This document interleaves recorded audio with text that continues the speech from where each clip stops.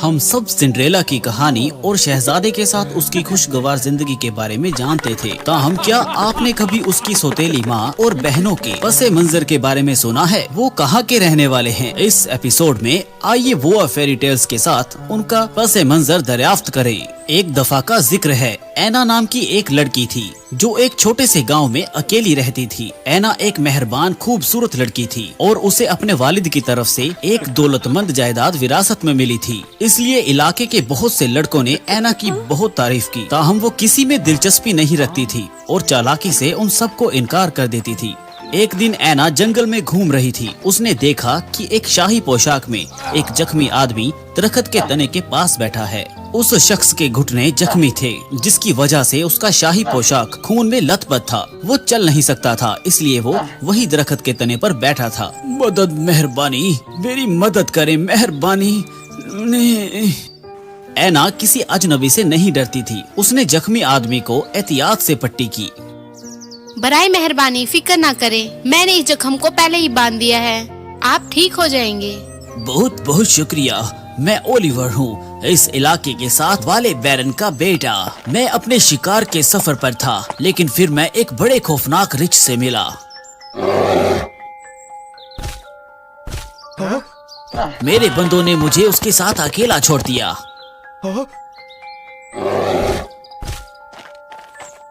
मैं रिच के पंजों से बहुत दूर भागा। बहुत खुशकिस्मत था कि मैं उससे बच गया। ताहम मैं रास्ते में इस दरख्त के तने से टकराया और लापरवाही से जख्मी हो गया। और मैं खुशकिस्मत हूँ कि एक बार फिर आपको यहाँ देखा। आपको भी आराम करने की जरूरत है। ठीक है, मुझे आपकी मदद करने दें। ऐना ओलिवर को अपने घर ले गई और उसकी बहुत एहतियात से देखभाल की। तब से उसका जख्म ठीक होता दिखाई दे रहा था।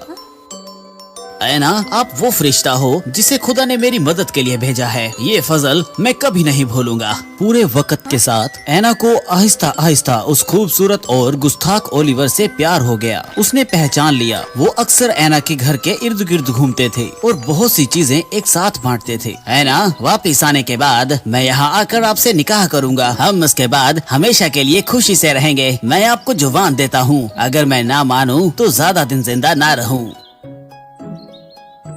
पुरअमन वक्त के बाद ओलिवर का जख्म मुकम्मल तौर पर ठीक हो गया था। वो वापस अपने इलाके की तरफ जाने लगा। वो आदमी एक बार फिर अपना लफ्ज बताना नहीं भूला। मेरी खातून, मैंने आपको जुबान दी है, बस इसके बारे में फिक्र मत करना। मैं आपके लिए वापस आऊँगा। ठीक है, मैं इंतजार करूँगी।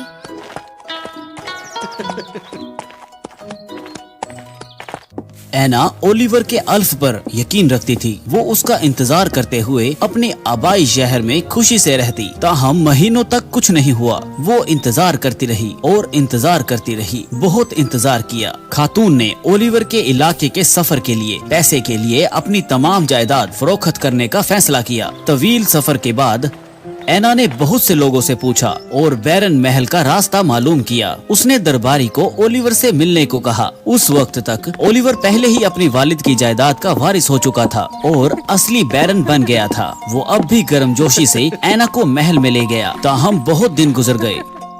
ऐना ने महसूस किया कि इस रिश्ते के लिए उसकी खुशी खत्म हो रही है। उसने भी वो अजीब रवैया महसूस किया जो ओलिवर ने छोड़ दिया था। ठीक है ऐना, बराए करम मुझसे हमदर्दी गुजारें। मेरा कारोबार है जो इंतजार नहीं कर सकता। मैं अभी आपके लिए वक्त नहीं निकाल सकता। अगली बार जब हम मिलेंगे मैं आपकी बात सुनूंगा, ठीक है?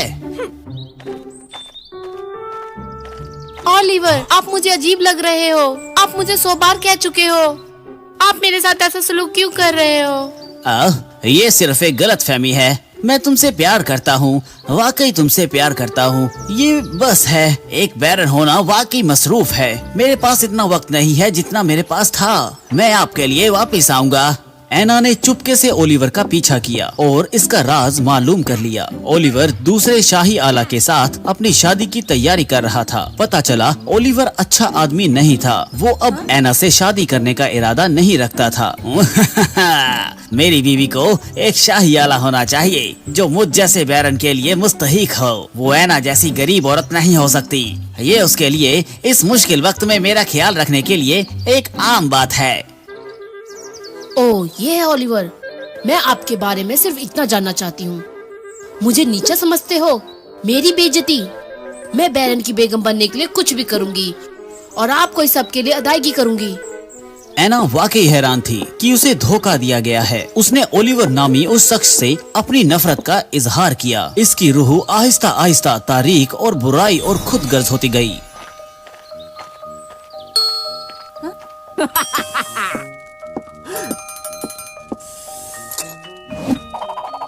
मुझे एक मोहब्बत की दवा चाहिए जिसकी कोई आदमी मुजाहिमत ना कर सके। पैसे के बारे में मत सोचे, मेरी सारी जायदाद आपको मिल जाएगी। तो आप क्या कहते हैं?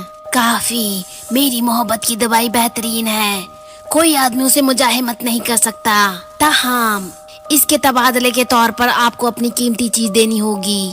तो अब भी आप उसे लेना चाहती हो? एना नफरत में अंधी हो चुकी थी। उसने इस कीमती चीज के बारे में भी नहीं पूछा जिसका जिक्र चुड़ैल ने किया था। मुआहिदा फौरन कर लिया गया। एना को नुस्खा मिला। उस लम्हे जब उसने नुस्खा खोला तो एक गहरी धुंध बाहर निकलकर उसके जिस्म में चली गई। एना महल में वापस आ गई। उसने बहाना किया कि वो कुछ नहीं जानती थी। ओ ओलिवर, आप थक गए हो। ये मशरूब आपको वापस ला सकता है। खाली कप मेज पर रखने के बाद ओलिवर फौरन सम्मोहन हो गया। अब वो एना के साथ गहरी मोहब्बत महसूस करता था और उसके हर हुक्म पर अमल करता था। ओलिवर, क्या आप मुझसे मोहब्बत करते हैं? ओह हाँ एना, आपके बगैर मैं जी नहीं सकता। आपका हर हुक्म मेरी अव्वल तरजीह है। फिर फौरी तौर पर हमारी बेहतरीन निकाह की तकरीब बनाएं और सबको ऐलान करें कि मैं आपकी बेगम हूँ। उसके बाद नौजवान रईस ने दूसरी शादी अजमत के साथ अपनी निकाह मनसूख कर दी और एना के साथ अपने निकाह की बेहतरीन तकरीब की। एना बहुत पुरजोश थी कि उसका मंसूबा काम कर रहा है। ओलिवर ने बगैर किसी हिचकिचाहट के इसके हुक्म की तामील की। उसने धोखा देने वाले से बदला लिया था और एक दौलतमंद का ओंटिस बन गई थी। काफी अरसे के बाद एना ने 2 बच्चियों को जन्म दिया। इससे कोई फर्क नहीं पड़ता है कि उसने किस तरह कोशिश की, बेगम के पास कोई बच्चा पैदा नहीं हो सकता। ओ खुदा, क्या ये वही तबादला है जिसका जिक्र डाइन ने किया था? इसका मतलब है कि मेरा कभी बेटा नहीं हो सकता। एना को याद आया कि उसने इस डायन से क्या सुना था।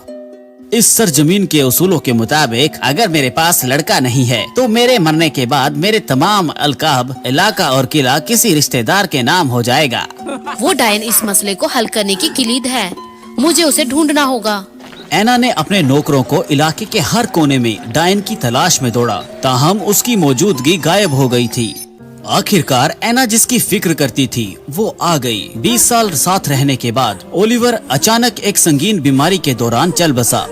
ये बिल्कुल वही हल्फ था जो ओलिवर ने 20 साल पहले किया था। एना और इसकी 2 बेटियों को विरासत में कुछ नहीं मिला। उन्हें महल से निकाल दिया गया और एक छोटे से घर में रहना पड़ा। नफरत ने एना और इसकी बेटियों को गुर्बत की हालत में धकेल दिया, ताहम उसे अपने किए पर कोई पछतावा नहीं था और वो आहिस्ता आहिस्ता बुरी हो गई। जादुई नुस्खे के साथ मैं एक बार फिर अपनी तकदीर बदल सकती हूँ। वैसे भी इस दुनिया में सभी मर्द ओलिवर की तरह बुरे हैं। एक दिन एना ने एक मालदार ताजीर को अपने घर के पास गाड़ियों पर सवार होते देखा। उसने छानबीन की तो पता चला कि सौदागर भी बेवा है जो दूर दूर से तिजारत के लिए आती थी। ये मेरा अगला हदफ है। मैं दोबारा अपनी किस्मत बदलने वाली हूँ।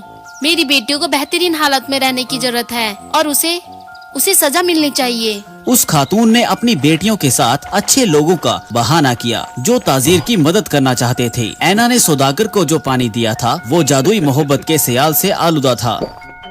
प्याले को खाली करने के बाद ताजीर को फौरन उस औरत से प्यार हो गया। उन्होंने खूब गुफ्तगू शुरू कर दी और एक दूसरे का हाल मालूम किया। ओह, इस खातून का पसे मंजर वही है जो मेरा है। क्या होगा अगर मैं उसे नई जिंदगी दे सकूं? और वो बच्चे, इला अब अकेली नहीं रहेगी। हाँ हाँ, इस जैसा अच्छा इंसान इलाके के साथ इतना अच्छा सलूक करेगा। और कुछ मुकस्सर कहानियों के बाद सौदागर ने एना की तजवीज पेश की। यकीनन लफ्ज में करता हूँ इतनी आसानी से दिया गया था।